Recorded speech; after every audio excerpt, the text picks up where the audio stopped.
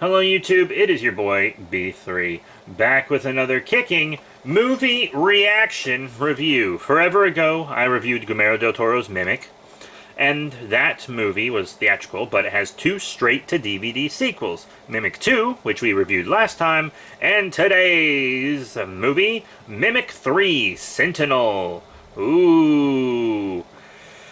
Yeah, I really liked the last two Mimics, so let's see what we think of this one. Mimic 3 Sentinel is from 2003. It's like a horror, thriller, sci-fi movie. It's an hour and 17 minutes, so a little shorter than the average film, especially since films are getting longer. It has a 60% on Rotten Tomatoes. 73% of Google users liked the movie. Released on October 14th, 2003. Director J.T. Petty.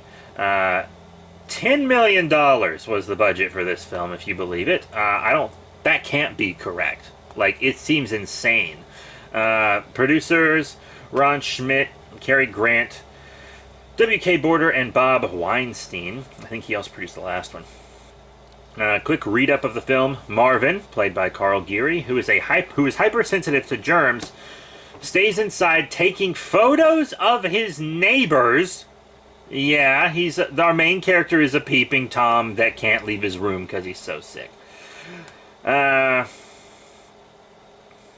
Including a suspicious figure he dubs the Garbage Man, Lance Henriksen. Huge waste of Lance Henriksen. It was such a minimal role for him. He definitely deserves a bigger role. He's one of my favorite actors. I mean, Aliens, Pumpkinhead, come on. Lance Henriksen deserves a bigger role than this. It was a minimal role. And a pretty woman named Carmen, played by Rebecca Mader, who I've seen in several films. He lives with his mother, Amanda Plummer, and sister Rosie, Alexis Dezina, who spends time with the local drug dealer. She is a junkie.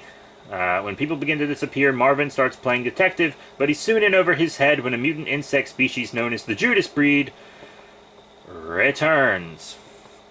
I have it on DVD. I have the trilogy on DVD, but you can watch it on Vudu from $2.99, Amazon Prime Video from $3.99, YouTube from $9.99, and Google Play Movies and TV from $9.99. Once again, it is starring Alexis Dezina, Carl Geary, Lance Henriksen, Amanda Plummer, Keith Robinson, Rebecca Mader, and John Kalplos. So, okay. Mimic 3 is terrible. It's absolutely awful. It's garbage. It's absolute shit. It's so boring. Not much even happens until the climax itself. The movie had the guts to kill a child. The first thing that happens in the movie is a child is killed by the Judas breed. Not a lot of movies have the guts to kill a child. I'll give a Mimic 3 that. But our main character, who I guess we're supposed to feel sorry for, contracted the virus from the first film that the Judas breed kind of cured. Sort of. Hard to explain. Whatever. If you haven't seen the first Mimic, I don't know why you're watching a review of Mimic 3. But, it's fine. But, so he's like allergic to everything now and really weak and can like barely breathe, so he has to stay in this like bubble boy type of room most of the time, and he just takes pictures of all his neighbors through their windows no matter what they're doing. And he has a lot of pictures of illegal activity that he doesn't send to the cops, but then once it hits murder, then he sends it to the cops. And the cops just straight up don't believe him. They don't believe he saw a murder. They don't believe he saw a Judas breed, which is super weird, right? Because a Judas breed is something that people know exists. The whole world knows it exists. It's just common knowledge by the time Mimic 3 comes around. It was common knowledge in Mimic 2, right?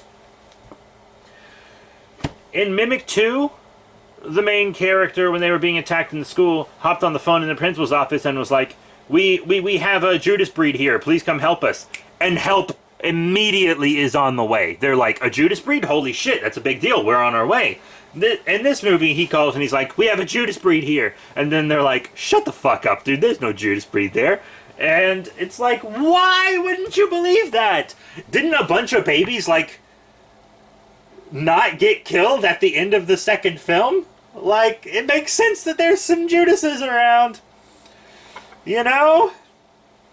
And it's so stupid, because almost the entire film is shot in this one room. Which is why it's weird that this film cost so much to make. And it's really weird. None of the characters are likable. The sister isn't likable either. She's... Okay, so she's kind of horrible.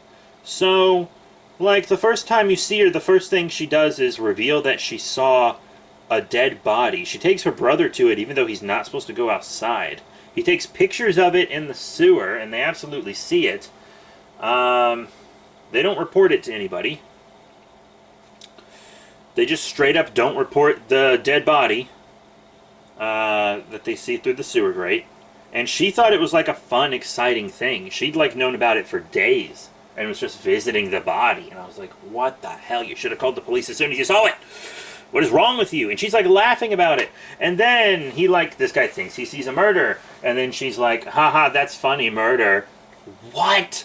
And then she isn't concerned until like the murder starts specifically affecting her. Her drug dealer that she's, I guess, also fucking. He gets murdered, and then suddenly she cares. They call a cop. The cop that comes over starts dating their mother instead of investigating. Yeah. He eventually gets killed. So many people get killed, but we really don't see much of the killing at all. When we do see the bugs, it's mostly CGI. The CGI is somehow worse than the CGI in the last film. That doesn't make any sense to me. I don't know how the CGI got worse from the last film, but it did. There are still practicals, which I appreciate, but it's like 50-50. Like, the last film was mostly practicals. Mimic 2 was mostly practicals. I haven't seen the original Mimic in a long time, so I don't remember the practical CG ratio, but...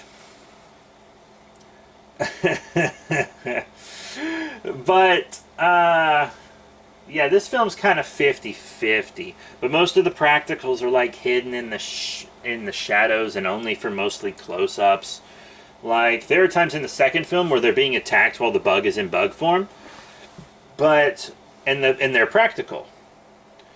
And then every shot where they're in their humanoid form is practical. This movie's kind of the same. Every shot in the bug's humanoid disguise mimic form is practical, which is good.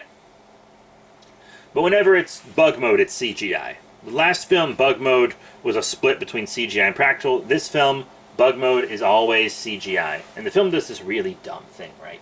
Where our main character, who speaks way softer than everybody else in the film, so you have to turn your volume up by 15 just to hear him, which is what I had to do. He's always watching someone right before they get murdered. And then he like looks away from the camera or something, and the murder happens when he's not looking, and then he comes back and everything's gone. That happens multiple times, and it's such a stupid bit. The first time he really sees a murder is like one of the last murders in the film. It's a double homicide. One bug killing a lady and one bug killing his, I guess, would-be stepfather. Pretty wild. But, so, we also have this character called the Garbage Man, who our main characters originally think is doing the killing, right? And he's played by Lance Henriksen. Super talented actor, known for sci-fi and horror. He's just wonderful. He's wonderful. I love him. Very small part for Lance Henriksen. I feel like it should have been bigger, you know? I feel like it should have been bigger. I feel like the movie should have been about to him, because his role in this film was way more interesting than anything else going on, but he has little to no focus, and he's kind of a bad guy, but doesn't need to be. He's just selling one of the Judas eggs because he wants to get that money so that he can leave the civilized world, because he believes the Judases are going to take over the civilized world. Because they don't need to... Because they evolve at an extremely accelerated rate. That's basically the Judas cockroach's power. It evolves at an incredibly accelerated rate. So, like, every generation is a completely new evolution of creature. And we saw that creatures can hyper-evolve in the last film. We had a creature evolve to almost a completely human form in the last film. So Lance Henriksen is like, they're getting smarter and smarter and smarter, and they're super smart. One even put on human clothes in the last film, and they're getting smarter than that. Like, they're getting smart. Like, take over the planet smart. And they breed fast, apparently. So he comes up from underground. He keeps going underground and coming back up, and he's like, hey, there are many Judas breed mimics down there, and there are thousands of eggs. There's a whole colony of mimics, thousands of eggs, and we did not get to even see it. We didn't even get to see it. What the hell?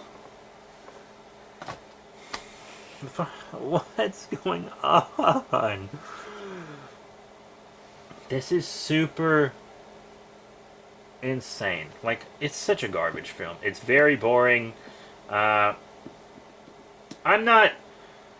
So, the CGI in it is bad, but it's just bad by today's standards. Once again, this is a film from 2003, so the CG by today's standards is, of course, bad. But it's also... So I don't have a complaint about the quality of the CG that much, but it's lower quality CG than the last film, and that's weird. That's what's weird. How the sequel has the lower quality CG. I know it was straight to DVD, but so was Mimic 2, and its CG was better, so I don't super understand that. I don't. I also have no idea how this film has a 60% on Rotten Tomatoes when the last one had an 8%, and it was dope, and then this one's awful and it has a 60%. I don't get that at all. I really, really don't get that at all. Not a bit. Because I don't like this film.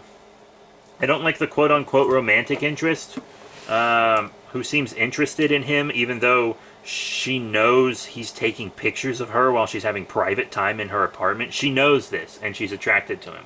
He literally can't breathe around her because she wears perfume and smokes. So she's like, oh, I stopped smoking 2 days ago, so now I can hang out with you. And, like, I don't know if you know someone who smokes every day, but they smell like... The smell of the smoke becomes, like, ingrained in their clothing. So they always smell like smoke, even if they're not smoking. So she would still smell that way and set off his asthmatic allergy type things. And then the second time she shows up, she's wearing perfume, and that does the same thing to him. And so she stops smoking entirely and stops wearing perfume just so she can visit him for like 2 minutes. And it's like, she's doing this before she even knows the dude. She's willing to give up smoking for him before she even knows him? I don't think so, bud. I don't think that's happening. Also, the movie ends with the mom being killed, who provided for the daughter, who's in like high school and a junkie, and the son, who literally can't leave the room because he has so many medical problems he can't leave his room, basically. She dies. And they live. They both live by the skin of their teeth. He lives because he causes an explosion in the apartment and hops in the refrigerator before it happens, even though the refrigerator door is slightly propped open and has a bunch of holes in it from mimics trying to get to him when the explosion goes off. Even though he's right next to the oven that exploded, somehow no flames get in the fridge. She was stabbed in the gut by a mimic, and then Lance Henriksen put her in a car trunk, right? And I have no idea how the CDC people found her in that car trunk, because it was closed. I don't know how they found her in the car trunk and saved her, because she should have been dead. She should have been way dead. I don't know how they even found her in the car trunk. because he didn't tell them, because he, like, couldn't really say anything. He couldn't even, like, breathe. They had, like, a mask on him. And then our romantic interest, she gets shot. Her surviving is believable, because she was on the balcony outside of the apartment when the explosion happened. The mimics largely ignored her because they were going for the egg, which was in the oven. So her surviving totally makes sense. But who's going to care for these two now? He can't even work. He's so sick, and he requires a lot of medical stuff. And she's in high school and addicted to drugs. So, what's gonna happen to him? What's gonna happen to them? I honestly think she might go into foster care, and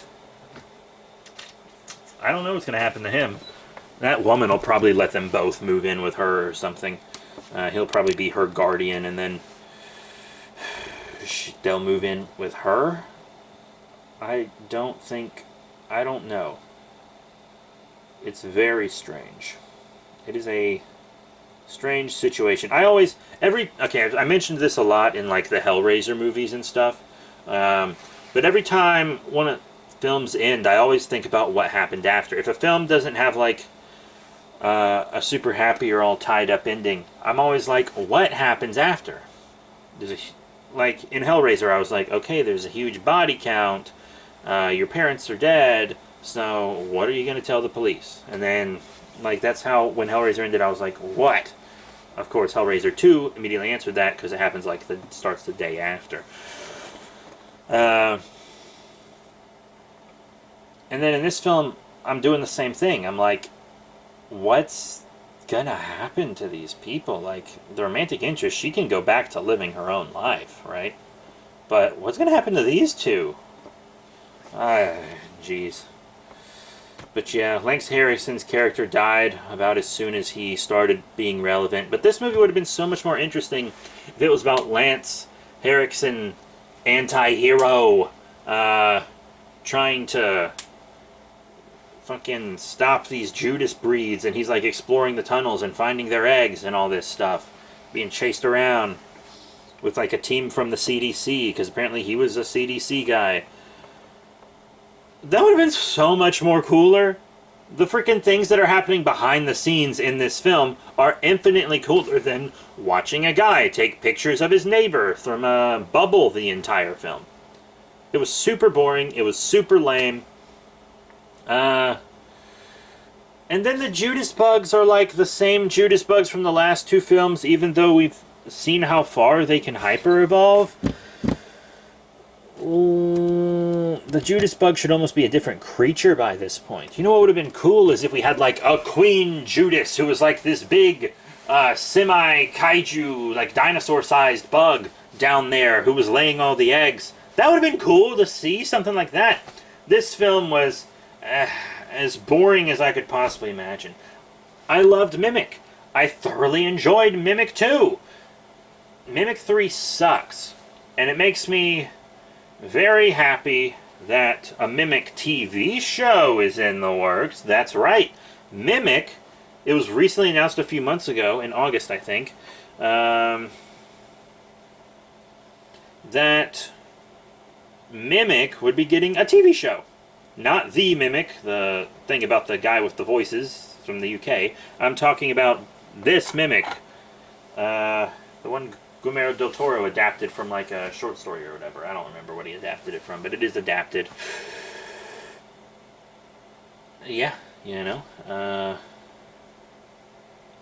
I'm excited for that TV show. Hopefully it'll have practicals. If it's a CGI fuckfest, you know, I don't super want to mess around with it. But TV shows are actually kind of better about using practical effects than movies are. I don't know if you've noticed, but TV shows usually have more practical effects than movies. And I think that's because TV shows can't always afford the best CG, so they do use practical still, kind of. I think that's a very interesting point. But yeah, that's it for Mimic 3 Sentinel. I don't recommend it.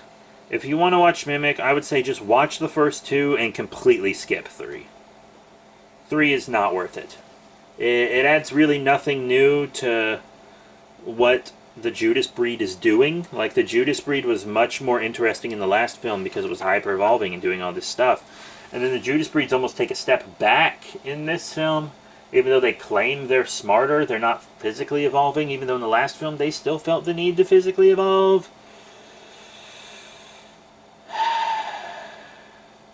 I don't know.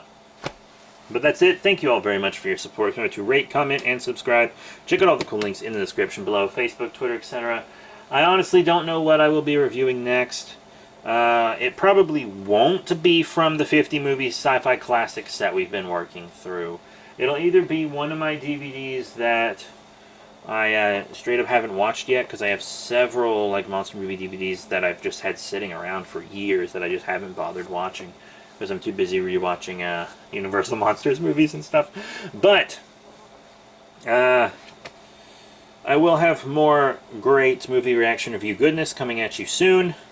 And hopefully soon we'll have a new Ask G&G as well. So that's it. Thank you all once again for your support, and I'll see you all next time.